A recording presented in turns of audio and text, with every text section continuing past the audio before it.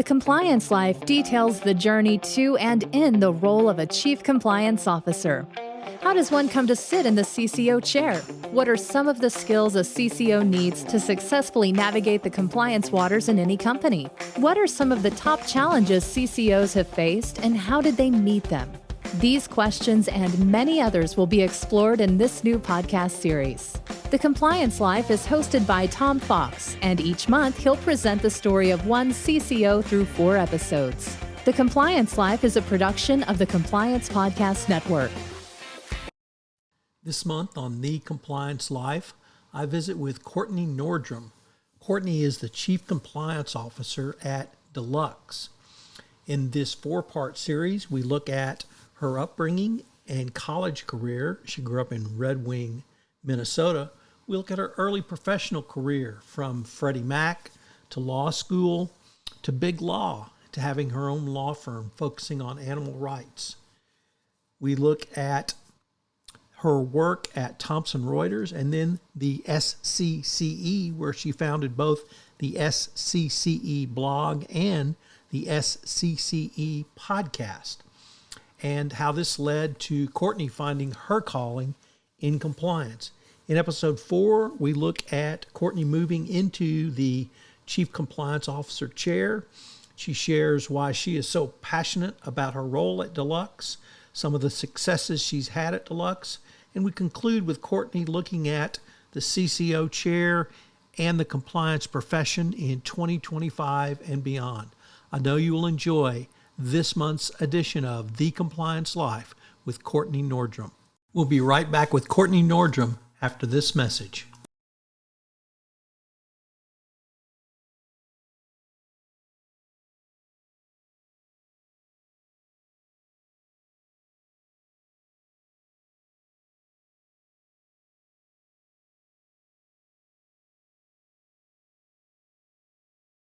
Hello, everyone. This is Tom Fox back with another episode of The Compliance Life today. I'm thrilled to have Kortney Nordrum, the Regulatory Counsel and Chief Compliance Officer, as what we would call in the South, the Deluxe Corporation. So, Kortney, first of all, welcome to The Compliance Life.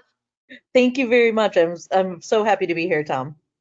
So, Kortney, you grew up in a place that I didn't know existed, but it does, and that's Red Wing, Minnesota. I'm familiar with Red Wing for 2 reasons. One, they were the ice cream truck company that delivered ice cream in Houston when I was a kid growing up. And second, they are well known for their work shoes. So what was it like to grow up in a town that is ubiquitous for shoes and ice cream? So I don't know anything about the ice cream, actually, but the work shoes, pretty much we all live and breathe what we call the shoe company in Red Wing. And so my stepdad has worked there for 40 years. My grandma worked there. Pretty much everybody has family who works there. And it's really interesting because you can see how the macro and microeconomics work on the shoe company. And it was also a really good example of, this is very kind of high level, but vertical integration. So when I learned about vertical integration in college, it reminded me that Red Wing Shoe Company owns the leather tannery that they get all of their leather from. And I thought, oh my gosh, this is something I'm familiar with, is this concept, but it was, it took someone to explain it to me, to tell me what it actually was. It's kind of a sleepy little town, 16,000 people, about an hour south of the Twin Cities, right on the Mississippi River. So where did you, first of all, I want to then move to your college experience, but also you had, I think, the unique situation where you studied abroad, both during college and during law school. So I was wondering if you could tell us about college, what you majored in, but equally importantly, this international experience and how that may have impacted you, a girl from, 16,000 person town of Red Wing, Minnesota. Yeah, so I studied poli-sci and legal studies in college, and a little bit of forensics.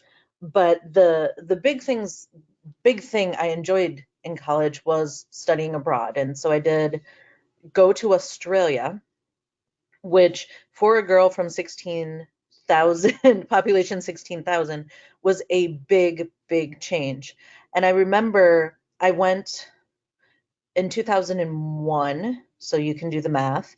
But I remember someone saying in 2001, you'll never be able to travel as cheaply and as easily as you can as a student. And so I took advantage of it, and it was absolutely phenomenal. One of the things that I had never done before was go international in a way that wasn't a vacation. I think I had been to Mexico with my grandparents, but to actually go and immerse yourself in another country to learn who they are, what they care about, and that I think importantly that people everywhere are inherently good was very, very eye-opening. So, what did you do right? Actually, one of the things we're going to explore in some of the later episodes is your passions for both animals and animal rights. Is that something you developed early, or did that come later in your professional career?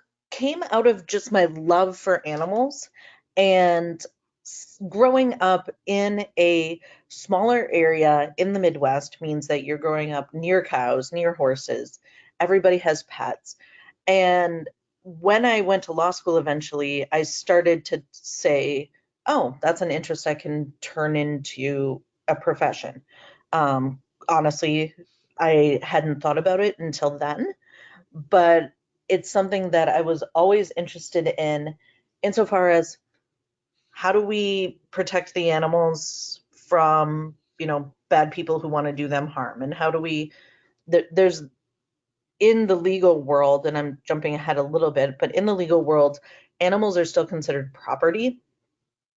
And you can kill your animals if you want to kill your animals, which makes sense if you're a farmer, because that's how you make money. But it's a little weird if it's, your dog. So to me, I wanted to explore kind of what that meant, what a sentient, maybe sentient being, a living thing being property meant. And so I went down a rabbit hole kind of into the animal law area. And it was fascinating. It is full of interesting legal twists and turns and interesting people, but ultimately, not where I ended up. But it really came out of just a passion for animals and empathy for animals and wanting to make the world a better place.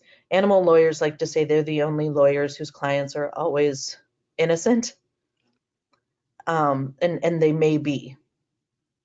So it was the So, very, oh, I'm sorry. Go ahead. I know, please finish. I was gonna say it may be the, Midwestern help everybody kind of upbringing, but it was, I was really passionate about it for a few years. One of the other things you did in college was, in addition to your poli-sci major, you did debate. And in addition to, I think you met your husband on the debate team. Was that the first time you had done debate? And did you use that sort of debate experience and learning later in your professional career, even up to today? Yeah, so we did mock trial in college, which is basically debate only around legal topics. And I didn't join debate in high school. I was asked to by the debate teacher, but I had a job and I really was very loyal to going to that job every day after school. And so I didn't join debate.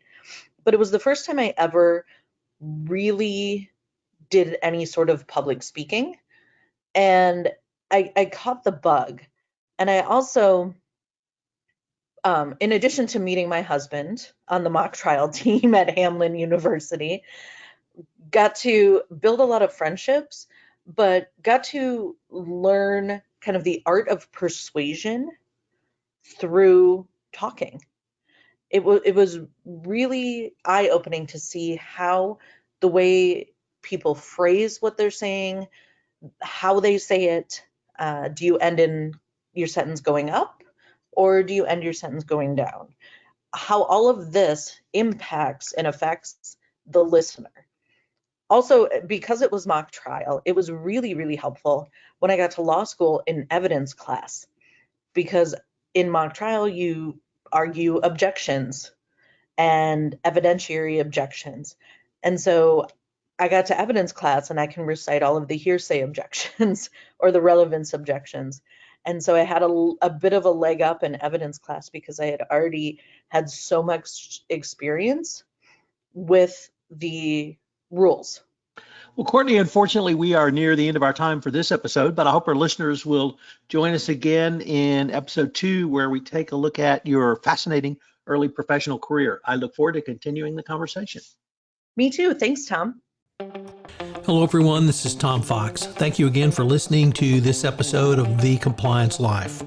I hope you will join me again next week, where I take up another episode within The Compliance Life. The Compliance Life is a production of the Compliance Podcast Network. If you would like to be featured on The Compliance Life, please give me an email at tfox@tfoxlaw.com. Also, if you like this series, please give us a rating on iTunes. Any review and rating would definitely help get the word out about the latest addition to the Compliance Podcast Network. Thanks again.